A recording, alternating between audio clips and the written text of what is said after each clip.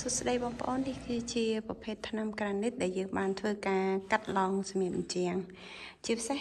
ตีเจียงทมแบบหนึ่งคือยืมเพื่อการไฮไลท์โดยการกัดล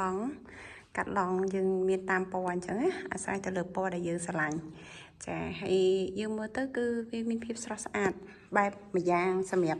การกัดลองเลือกตีจริงเจียงทมแบบนี้คือยืมมือเคยหมด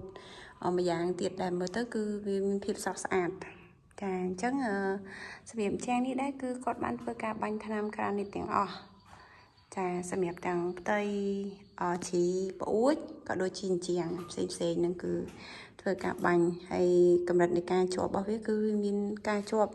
ឬក៏មានការធានារហូតដល់រយៈពេល10ឆ្នាំចាទាំងពណ៌ហើយនឹងទាំងភាពរបកឬក៏លបើកចេញពីផ្ទៃជាងព្រោះអីយើងប្រើសិតតែជាប្រភេទថ្នាំដែលមានគុណភាពខ្ពស់ហើយនឹងមានការធានាជូនផងដែរ